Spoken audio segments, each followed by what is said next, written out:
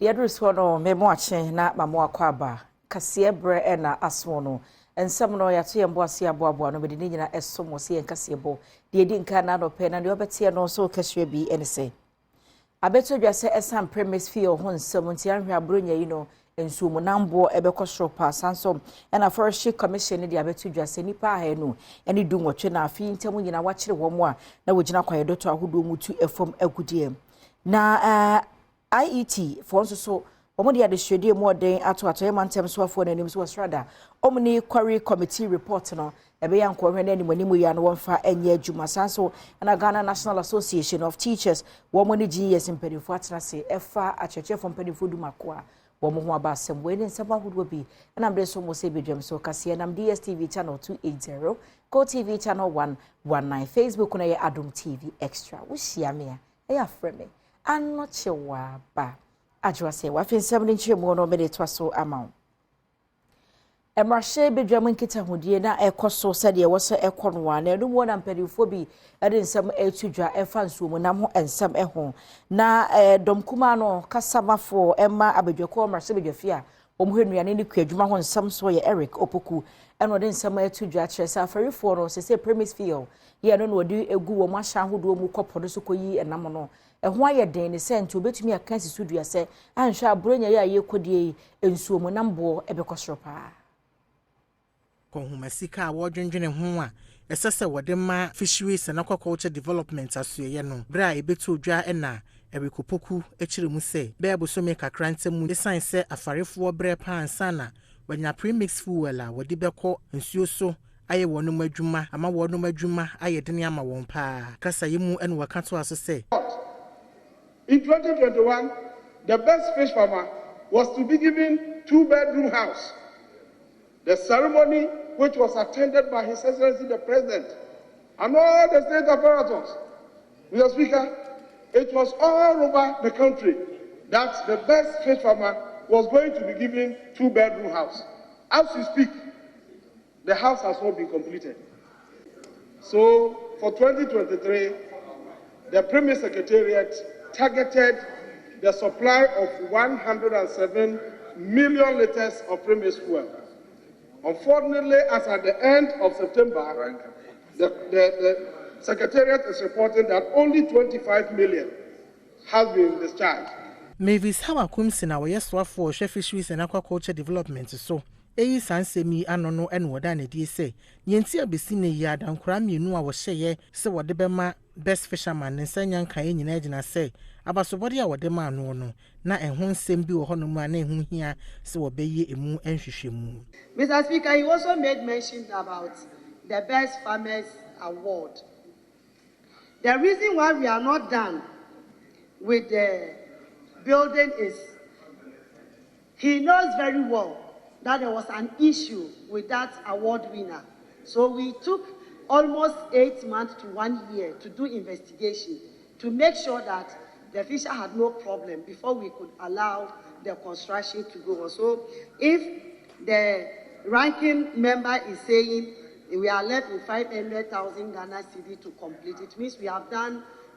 the major part of the project, and I think it's left with about just some few touches to complete, and it will be given to the winner.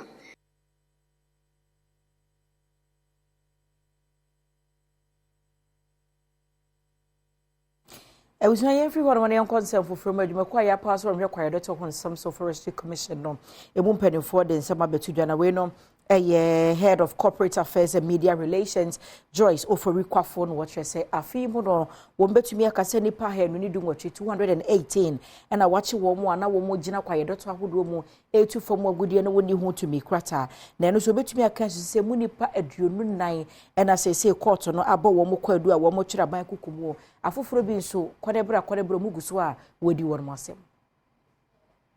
Opepon bosumi ni wafe mpenu ni aduonu miensa edibesi openima abosumi mu forestry commission echra enipa ahanu enidu 218 ena wachire wo mu a wotufum agudi enye ne kwanso a ewo my Ghana mu emu aduonu nan ena mra no ene won mu adi ya wode wo mu akoto afiase won mu akanso eguso a egina mra nanim san chire mu yi corporate affairs and media relations penimpa war forestry commission Joyce Oforikofo ena ede etuja ochemu sese commission no ede wani efa ba bia yekwaye mu no wahwe se efomagudie tu enye ne kwanso ano omanfo ebejai de wo mu se oman Ghana mu ena efomagudie tu ekoso do na nso mantem bi wo hono mu a galamse na no eden wo ho ebitisa asante mantem mu atoye etifi epoye eni mfimfim mantemu senti hopa ena bambosem no ahoden ewo no wo hwekwan se kwaye biye wo man Ghana mu no obetimi ate wani ahwe wo yiye sebe ya saa bonefo semi eto obetwa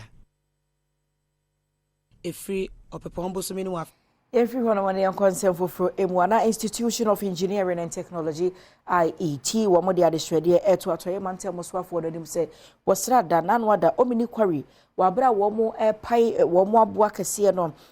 namso kra na ne adankora mako hanso ne aduokron 790 household na chese saa ade eka womo ewo enkurutu na abro no mako dubako emu ewi ase kra no enipansia ana nam saa ina wo paye no wo so wo madan medwirigu ebi mu so ma wonum efri mu na wo pa abedwokuo so wasrada wontena se no nhwe nsem mu na saa abedwokuo na bo homoden ede wo mu aye nyina ba nti na Institution of Engineering and Technology dia de swede ma to ye mantem muswafo se abedwokuo no hwehwemu ni mu aye a wode baaye no ene manimu ye a wonhwe manya adwuma November mu on the report na akoma regional minister Enema isi ya ankwi ya ma se aturenchem no ebaye na ebe akwenya so Australia regional minister say report no and some wo kan ni nyina microphone no money license safety measures they didn't put it in place come as any nyina ebaye and that on one kasa the nose no obesi to it say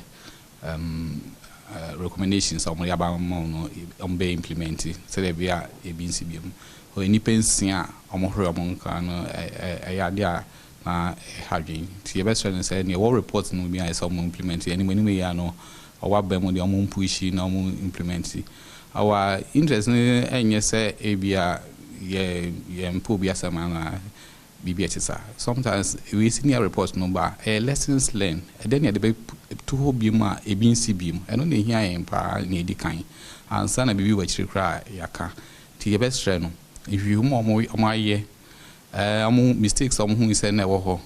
Any recommendation and committee no the abano. Or yes, Tranankas on now on to 2 BBA implementation as some implementing those recommendations no more and all the regional ministers and DCM DCs no more na more representing abino or mumpatemu you know especially his excellency Nana Addo Akufo Addo or no backgrounds abayese adwuma ontimi nyenti na wapen nana musim fo amwo impatemu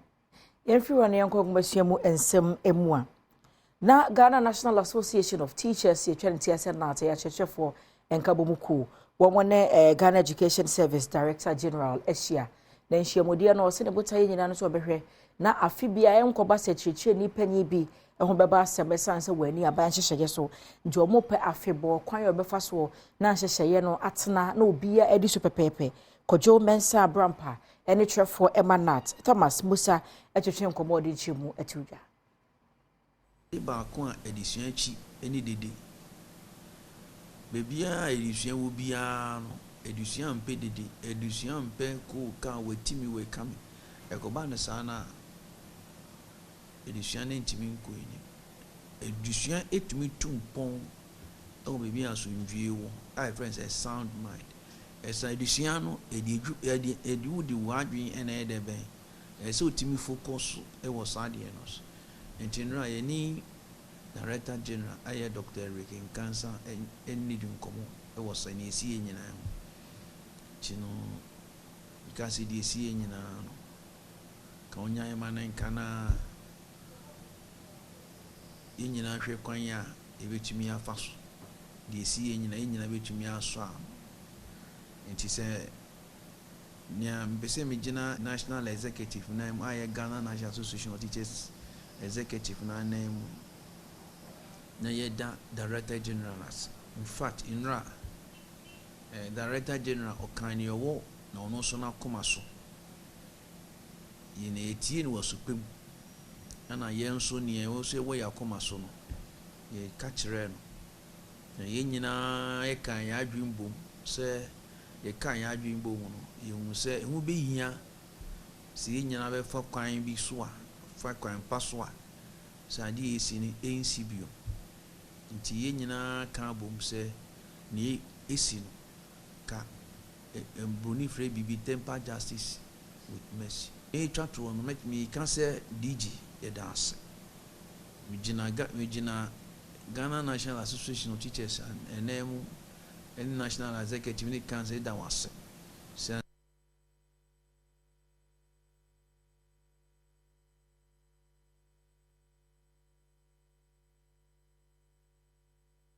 So mo bedwam so no memfa de nyina ensia bu so yɛda yɛ ho aba ebedura de obokra champensempensem online portal so nsɛm ebetos wo hyia me a ɛyɛ afrɛ me anachewa ba